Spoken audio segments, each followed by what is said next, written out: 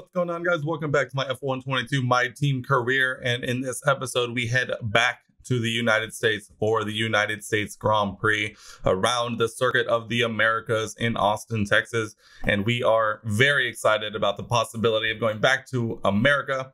You know, as America's second F1 team, we need to show out as much as possible whenever we're on home soil. And so we are very excited to get things going here as we continue down this first season of our F1 careers here. We are making sure we are setting our activity timeline. We're making sure we're setting our research up as we continue to try and push as hard as possible to making a better car for us and our teammates. We can see that we have a couple of things on the list. We had 2,600 research points, which is pretty good. That said, we definitely want to continue to make some major improvements as we try and push up the R&D graph. We are definitely still on the bottom half of the grid in terms of the our car's abilities. So we're doing our best to make strides as quickly as possible. But that said, we still have a long way to go. So as we are making sure we're using all of our points as effectively as possible, we need to continue to move forward and start to prepare for the week coming ahead, the weekend coming ahead. We're just keeping an eye out and seeing what we have available to us in the future. As we take a look at the list now, we actually find ourselves just above Williams as we kind of plateaued a bit after the last few upgrades have come home. But nonetheless, let's go ahead, let's advance time, get through some of these team activities, and we are heading closer and closer to our second trip back to the United States, but the first time around the Circuit of the Americas as we get a couple of upgrades to come through, which is absolutely fantastic. But with that said, we will head over towards our, I believe our Pirelli Hot Lap, which we'll go ahead and run towards the end of, just because no one wants to watch me go around in circles here at the Circuit of the Americas. We are doing our best to get home in that 5 minutes time limit to get to gold. You see we have 30 seconds left to make it through this third sector, and we are going to cut it very, very close there. So close, in fact, that we actually get a warning for track limits in our Pirelli Hot Lap. And so we are doing everything we can to push the absolute limits of this supercar. You can see we have 10 seconds left to make it around the final corner and across the line, turning it in, waiting as the last possible second until we put the hammer down, and we will just, and I mean just, come across the line in enough time to get gold. So that's a free $100,000 in our pockets, as well as that driver acclaim, which is going to be big as we continue to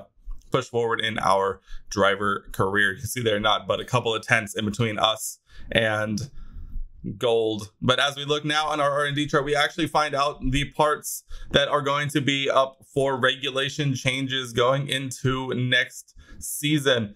We can see a bunch of new supplier upgrades have arrived, and we have a bunch of parts that we need to modify and adapt for the following season. And so this is something that we probably should have been saving R&D for, or R&D points for, but we were a little greedy. And now this is going to have to be a focus going forward, trying to make sure that all of these parts get adapted as quickly as possible to make sure that we don't run any risk as we near the next season, our second season in F1, as these regulation changes come home.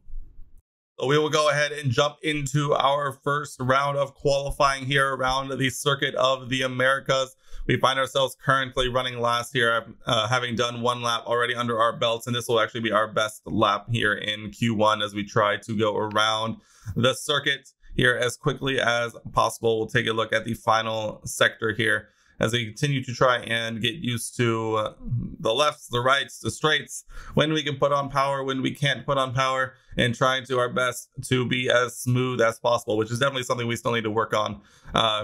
For me especially, I find it way too easy just to get very on and off when it comes to throttle and brakes, and trying to learn how to, you know, modulate the brakes, modulate the throttle, trying to get the most momentum and speed out of every single corner is something we are still working on there. As you can see, we run very wide.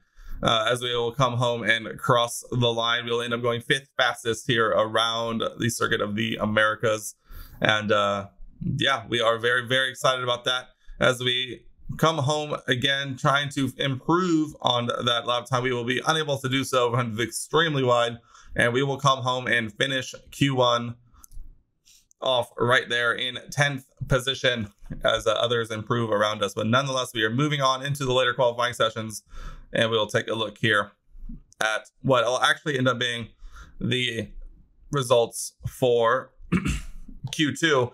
We just go ahead and skipped Q2. We barely squeaked in to Q2 here. And now on to Q3. In our first trip to Circuit of the Americas, we have a chance to make something happen here at COTA, trying to really try and prove something. If we can make something happen here, we're trying to be focused on impressing and showing out for our fans that have surely come out to Austin, Texas, trying to cheer us on. And we really have to start to wonder if our car really is more of a qualifying car than an actual race car at this point, as our one lap speed, at least on the difficulty that we're currently running on, is very, very good. And this actually, I've been thinking about at this point, should I be raising the AI difficulty at this point? I think we've definitely improved a lot considering where the season started. So it's something we're going to be thinking about.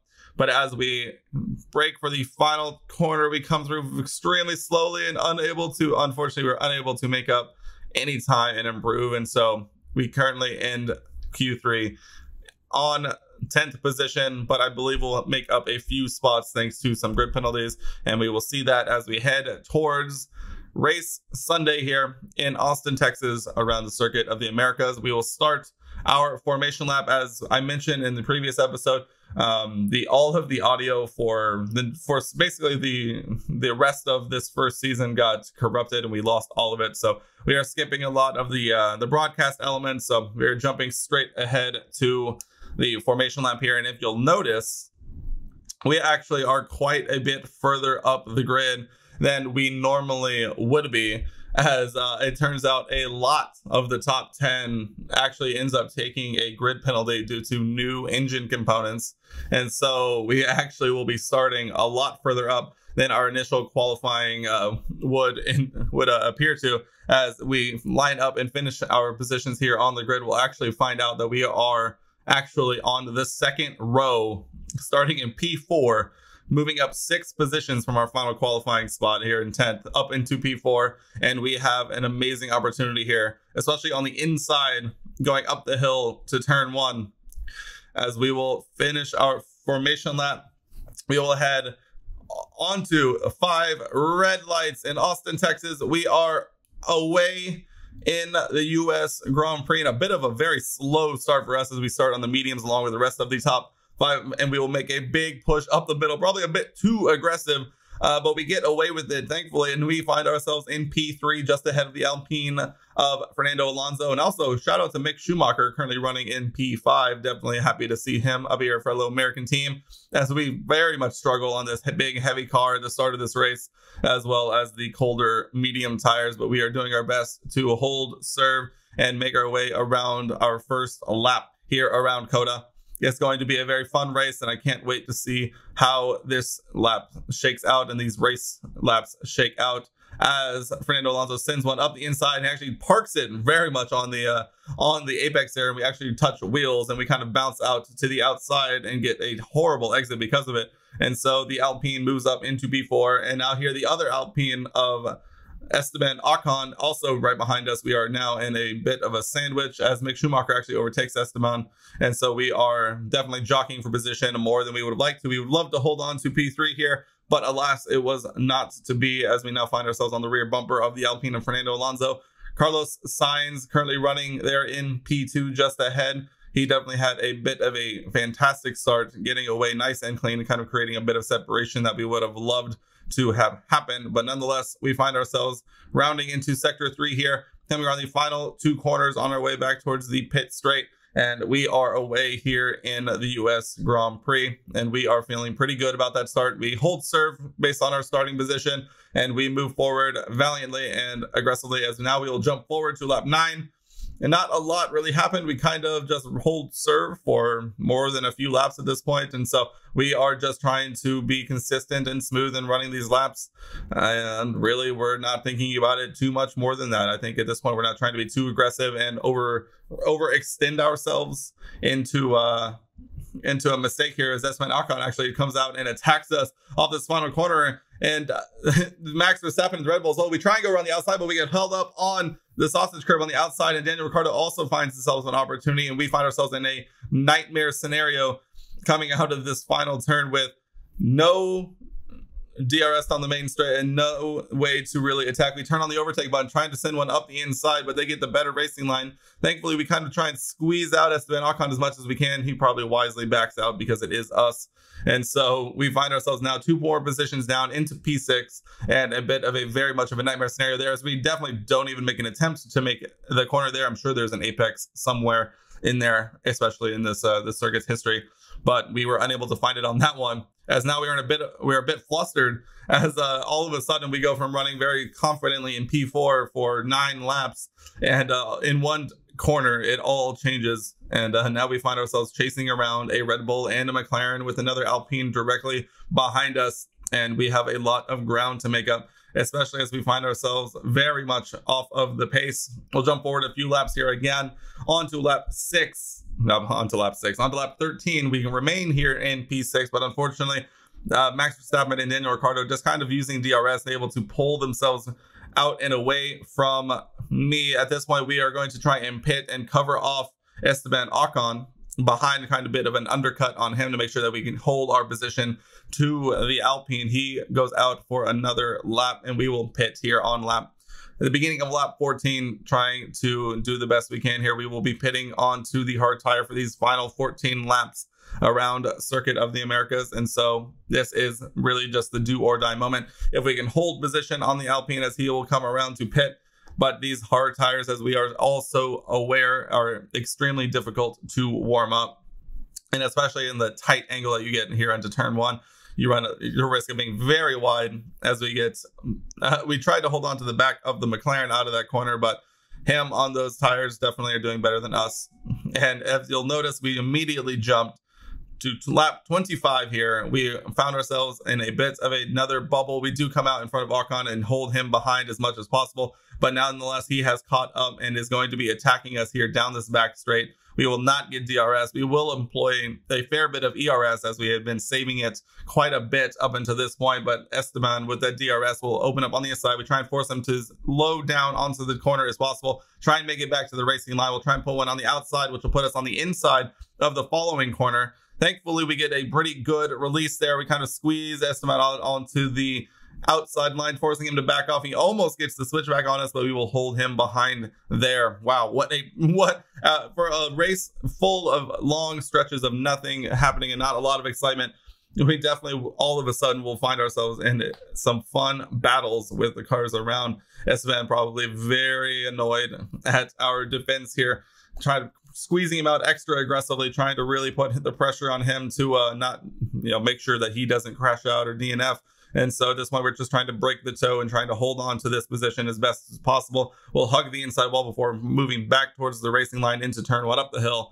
Very easy to miss the apex here, as it is a blind corner up a very, very steep hill, as you try not to overshoot and run wide there. But we find ourselves once again holding off the attack of Esteban Ocon, who probably at this point decides just to let things be. And we hold on as we'll now move on to the finishing of the race here, lap 28. Not a lot, a very dull race in moments, but a very exciting one in others, as we finish up here in Sector 3.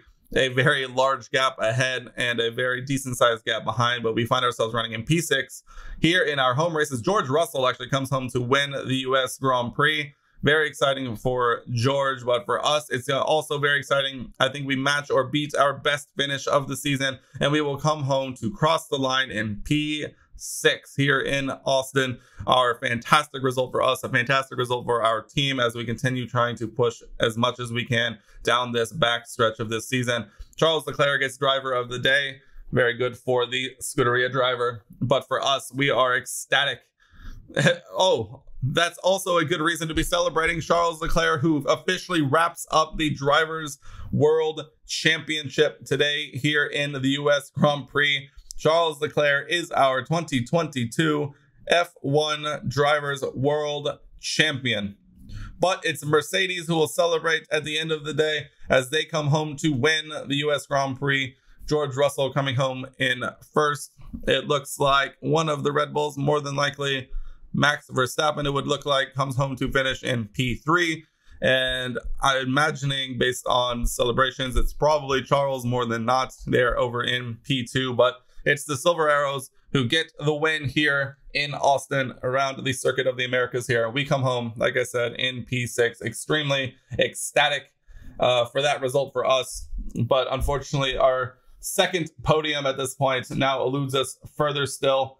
But nonetheless, we are very excited at the momentum that we've been able to build. And we're trying our best to continue to push and continue to build on these results, trying to make a big push down the finishing of this season. I think at this point, we are no longer truly the newest team on the block. And we're definitely trying to prove to the world that we have what it takes to compete in this sport. And we just need the right situations to come up. Oh, it's actually Carlos Sainz who comes home in P2. I just noticed as I'm over here ranting about our team. Carlos Sainz will come home to finish on the podium for Ferrari in P2. It looks like Charles does not finish. Charles finishes behind us, but still, where is Charles? I cannot see him on the screen. Hopefully we'll scroll down here and find where the Scuderia driver is. He finishes in P20. Very interesting strategy for the Scuderia today, just bringing Charles home for the win. But congratulations to Charles once again, as we actually move up into P10 in the drivers' standings here, passing Valtteri Bottas of Alfa Romeo. And taking a look at the constructors, we hold on to P7 here, and we are fighting for P6 with Alfa Romeo. Only 4 points separate us, but nonetheless, very exciting home Grand Prix for us. We're excited to keep pushing, and next week is going to be even more fun. But I'll do it for me here in this episode. Stay tuned for the next round of this season of F1, and I'll see you guys later.